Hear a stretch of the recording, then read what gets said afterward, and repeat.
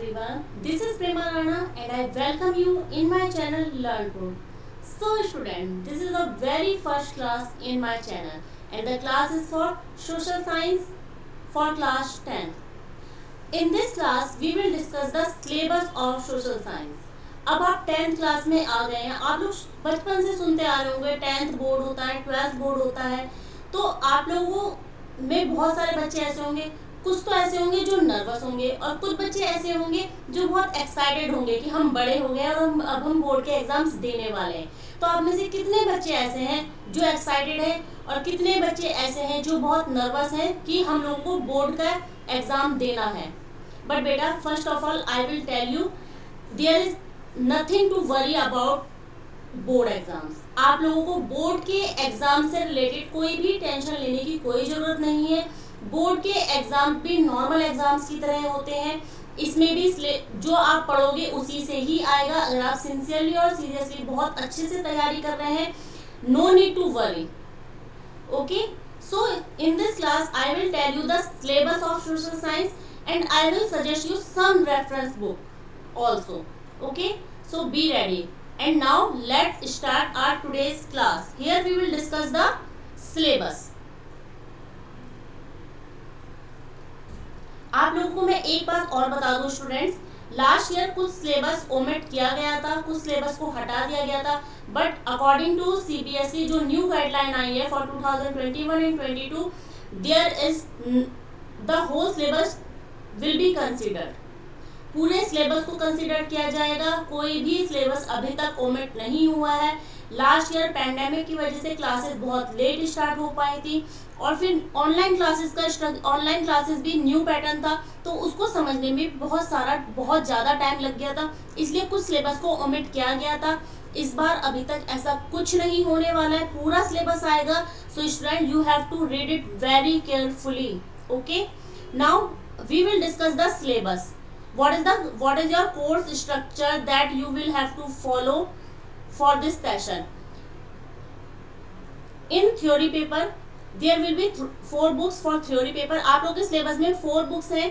Theory हो या internal assessment हो, कुछ भी है, उसके लिए आपके पास 4 बुक्स हैं. First is your India and the contemporary world 2. This is your history book. आप लोगों का सबसे बड़ी बात, आप लोगों के सारे सिलेबस यानी कि जितनी भी आपकी बुक्स है, 4 books, either that is history, geography, political science और इकोनॉमिक्स, सब में से आपका 20 मार्क्स का क्वेश्चंस आते हैं. चाहे वो मल्टी एमसीक्यू बेस आए या वन वर्ड आते हैं या वेरी शॉर्ट लॉन्ग, कुछ भी आते हैं. 20 marks from each section. You have to prepare accordingly. Okay, first book is your India and the Contemporary World. This is your history book. Second is your Contemporary India 2. This is your geography book. Which book is it? This is your geography book. Second is politics, democratic politics. This is your political science. Which book is it? Political science. यहाँ से आपकी political science की जो book है उससे questions आएंगे. Fourth is your understanding economic development. This is your economics.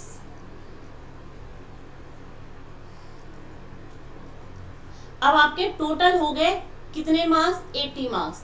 अब आप सोच रहे होंगे बाकी के 20 मार्क्स कैसे आएंगे. 20 मार्क्स आपके आते हैं इंटरनल असेसमेंट के. इंटरनल असेसमेंट में आप लोगों के पेन पेपर टेस्ट होते हैं, प्रोजेक्ट होता है, आप लोगों की क्विज होती है, डिबेट होती है.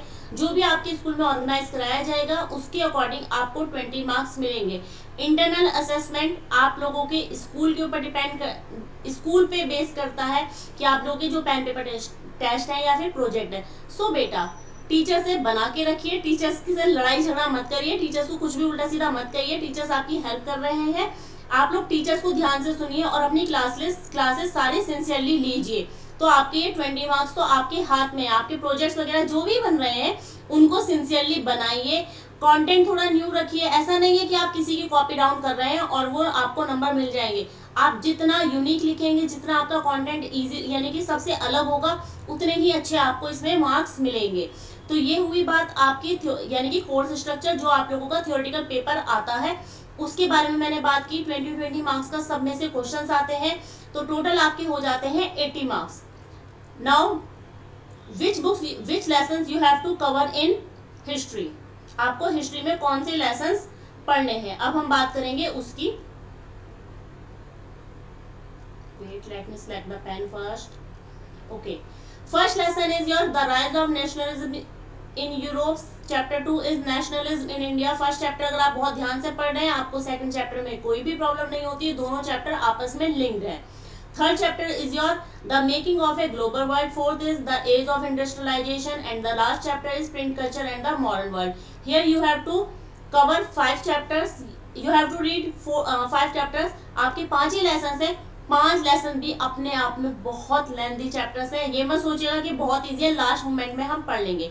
सिंसियरली पढ़ोगे, अभी से पढ़ना स्टार्ट करोगे, पॉइंट टू पॉइंट नोट्स बनाना स्टार्ट करोगे, तभी आप लोगों के लिए पॉसिबल है कि आप लास्ट तक कवर कर पाए। हिस्ट्री के चैप्टर्स सबसे ज़्यादा लेंथी हैं और इनमें सबसे ज़्यादा पॉइंट्स होते हैं लर्न करने के लिए, क्योंकि डेट्स भी होती हैं, ईयर भी हैं, रूलर्स के नेम भी है, बहुत सारी चीज़ें होंगी जो आपको इसमें पढ़नी है। Next one is your geography. In geography there are 7 chapters. First chapter is resources and development, forest and wildlife, water resources. But this chapter will be considered only in periodic assessment. ये केवल periodic assessment के लिए है। This chapter will not be considered in board exams में ये lesson को consider नहीं किया जाता है। बोर्ड में ये लेसन नहीं आएगा। सिर्फ पीरियोडिक असेसमेंट में, असेसमेंट जो आप लोगों के स्कूल में होंगे उसमें ये लेसन आएगा। So you have to prepare it too. आपको असेसमेंट में अगर आपको अच्छे नंबर स्कोर करने हैं तो आपको असेसमेंट में ये असेसमेंट के लिए इस लेसन को पढ़ना पड़ेगा। Here we will cover this lesson also. Okay, the next one is agriculture, minerals and chapter 5 is minerals and energy resources, 6th one is manufacturing industries and 7th is lifelines of national economy. Okay, तो आपके total होते हैं board के exams को अगर हम consider करते हैं तो आपके पास है टोटल 6 चैप्टर्स, क्योंकि वाटर एंड रिसोर्सेज वाला चैप्टर जो है आपका ये this chapter only will be in periodic assessment, not will be included in board exam. Okay, the next one is your economics. अब इकोनॉमिक्स में अगर हम बात करते हैं there are 5 chapters according to book, there are 5 chapters. First is development sectors of the Indian economy, money and credit, globalization and the Indian economy, and the last chapter is consumer rights. This chapter will be considered only in project work, not in board also. इस chapter से आपका सिर्फ project work आता है, board में ये chapter नहीं आता है। बोर्ड एग्जाम्स में जब क्वेश्चन आंसर आएंगे या जो भी आएगा, बोर्ड में ये चैप्टर नहीं आएगा। This chapter will be considered only for project work, तो हम इसको भी यहाँ पर पढ़ेंगे। Next one is your next one is democratic political science. It means power share, there are 8 chapter, power sharing, federalism. 3rd chapter is democracy and diversity. 4th is gender, religion and caste. 5th one is popular struggles and movements. 6th one is political parties, outcomes of democracy and challenges to democracy. अब यहाँ पर आपके 8 chapters हैं, but 3rd chapter democracy and diversity, 5th one is popular struggles and movements, and the 8th one is challenges to democracy. These 3 chapters will be considered only in PTs, it means periodic assessment, not in board. जो chapters आपके periodic assessment में आ रहे हैं, मतलब 3rd, 5th और 8th, ये chapter आपके सिर्फ पीटीज के लिए हैं। बोर्ड में ये 3 चैप्टर्स नहीं आते हैं, बोर्ड में नहीं आएगा। ओके, जिनमें मैं क्रॉस लगा रही हूँ ये चैप्टर्स आपके बोर्ड में नहीं आएंगे। आपको बोर्ड के लिए इनको प्रिपेयर नहीं करना है। You have to prepare it only for PTs. PTs में आपके ये चैप्टर डेफिनेटली आएंगे। So here we will cover this chapters in syllabus because this will be considered in PTs. PTs में ये चैप्टर्स आते हैं तो हम इनको पढ़ेंगे। बोर्ड एग्जाम्स के टाइम पे इट मीन जब हम रिवीजन करेंगे बोर्ड से, जब आपके बोर्ड एग्जाम डेट शीट आ जाएगी और जब हम इसका रिवीजन करेंगे तब हम इन चैप्टर्स को अवॉइड करेंगे। Okay, now come to the next is, अब हम बात करें इंटरनल असेसमेंट। मैंने आपको बोला था ना आपकी 20 मार्क्स का इंटरनल असेसमेंट होता है। कितने मार्क्स का होता है? 20 मार्क्स का आपका होता है इंटरनल असेसमेंट। इसमें first is periodic assessment 10 marks का होता है, 5 नंबर पेन पेपर टेस्ट के होते हैं, और आपको अभी बताया था मैंने quiz, debate, role play, viva, ये सब चीजें जो होती है 5 मार्क्स की आपकी इसमें होती है। So you have to sincerely participate in these activities also. आपको इन एक्टिविटीज में भी बहुत सिंसियरली पार्टिसिपेट करना है, जिससे आपको 10 मार्क्स आपके मिल सके, ये आपके रिजल्ट में इंक्लूड किए जाते हैं। नेक्स्ट इज पोर्टफोलियो 5 मार्क्स, इसमें आपका क्लास वर्क असाइनमेंट चेक किए जाएंगे, कोई भी एक्स्ट्रा वर्क अगर आपको दिया जाता है, नरेशन, जर्नल्स वगैरह, तो वो सब इसमें इंक्लूड की जाती है। 5 मार्क्स का आपका प्रोजेक्ट होता है, प्रोजेक्ट में आपके जितना आपका यूनिक कंटेंट होगा या आपका जितना यूनिक न्यू कॉन्सेप्ट होगा, उतना ही आपको प्रोजेक्ट में अच्छे नंबर मिलेंगे। तो ये 20 marks totally up to you, ये 20 मार्क्स सिर्फ आपके हाथ में होते हैं कि आपको कैसे लाने हैं। No teacher can help you, हम आपको सिर्फ समझा सकते हैं, हम आपको सिर्फ पढ़ा सकते हैं, बट आपको जो लिख के आना है ये आपके अपने हाथ में है। तो इसलिए बहुत सिंसियरली इसकी भी प्रिपरेशन कीजिएगा। Now come to the map. बेटा 6 मार्क्स का आपका सिर्फ मैप आता है। 2 मार्क्स जब हम बात करते हैं मैप्स की, तो 6 मार्क्स का जब आपके बोर्ड के एग्जाम होते हैं तो उसमें 6 मार्क्स के मैप आते हैं। 2 मार्क्स के मैप आते हैं आपके हिस्ट्री से,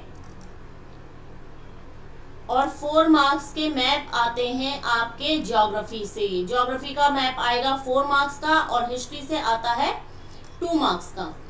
हिस्ट्री में कुछ चैप्टर्स है जिनको हमें पढ़ना है, और हाँ, मैप आपके 2 तरीके से आते हैं, एक आता है आइडेंटिफिकेशन के लिए, और दूसरा तरीका है आपका लोकेटिंग एंड लेबलिंग के लिए। लोकेटिंग एंड लेबलिंग के लिए भी आएगा और आइडेंटिफिकेशन के लिए भी आपके मैप्स आते हैं। तो आपके जो चैप्टर 3 है हिस्ट्री में, नेशनलिज्म इन इंडिया, इसमें से आपके लोकेटिंग भी आती है, लोकेटिंग एंड लेबलिंग भी आती है, और आइडेंटिफिकेशन भी आता है। और इसमें आपको कौन कौन से चीजें लोकेट करने के लिए लेबलिंग और आइडेंटिफिकेशन के लिए आती है, उसकी डिटेल आपकी नीचे दे रखी है। Indian national Congress session, Indian national Congress के जितने भी सेशन हुए थे वो, और कहाँ कहाँ हुए थे और कौन से ईयर में हुए थे, वो यहाँ पर आपसे पूछे जा सकते हैं। इसके बाद आता है ज्योग्राफी में से चैप्टर 1 जो है रिसोर्सेज एंड डेवलपमेंट, इसमें से आपके सॉइल टाइप्स आते हैं, वो केवल आइडेंटिफिकेशन के लिए आते हैं। 3rd चैप्टर में आता है डैम्स, जिसमें लोकेट भी करने के लिए आता है और लेबलिंग भी करने के लिए आती है। लोकेटिंग एंड लेबलिंग के लिए आएंगे इसमें से आपके मैप। 4th चैप्टर है आपका एग्रीकल्चर, इसमें से केवल आइडेंटिफिकेशन आएगी। आपको कोई पर्टिकुलर एरिया दे दिया जाएगा राइस का या व्हीट का, आपको वो एरिया को आइडेंटिफाई करना होगा। Okay, next is minerals and energy resources, इसमें आपके iron ore mines, coal mines, oil field, power plant, thermal हो, न्यूक्लियर हो, ये सब चीजें आपके लोकेट और लेबलिंग के लिए आएंगी। और इंडियन ओर माइंस और कोल माइंस जो है आपकी, ये आएंगी आपकी आइडेंटिफिकेशन के लिए। और ऑयल फील्ड्स भी आपके आइडेंटिफिकेशन के लिए आते हैं। लोकेटिंग एंड लेबलिंग के लिए आपके आते हैं power plants. Okay, now come to the next. wait beta, let me select the pen first. Okay, so the chapter 6 is manufacturing industries. Manufacturing industries में से आपका लोकेटिंग एंड लेबलिंग दोनों आता है। फिर आता है चैप्टर 7, इसमें आपका भी लोकेटिंग एंड लेबलिंग दोनों आता है। इसमें इंटरनेशनल एयरपोर्ट्स और मेजर पोर्ट्स आपसे पूछे जाते हैं। नेक्स्ट, अब आपको मैं बताती हूँ कि आपको कौन सी बुक्स पढ़नी चाहिए। वैसे अगर आप एनसीईआरटी की बुक पॉइंट टू पॉइंट पढ़ते हैं और अपने नोट्स बनाते हैं तो बहुत इजी रहेगा आपके लिए पढ़ना। लेकिन अगर आपको लगता है, कुछ बच्चे होते हैं जिनको सोशल साइंस वो लोग एज ए यानी कि साइड सब्जेक्ट मानते हैं, उनको लगता है कि मैथ्स, साइंस और ऐसा साइंस, मैथ्स, ये सब्जेक्ट जो होते हैं ये प्रायोरिटी बेसिस होते हैं, मतलब इनको प्रायोरिटी देनी चाहिए। सोशल साइंस को लास्ट में रखते हैं, जबकि सोशल साइंस में डीपली पढ़ने वाली चीज है। क्योंकि जब भी आप कोई कॉम्पिटिटिव एग्जाम देंगे तो आप देखेंगे कि सबसे ज्यादा पोर्शन आपका सोशल साइंस में से आता है।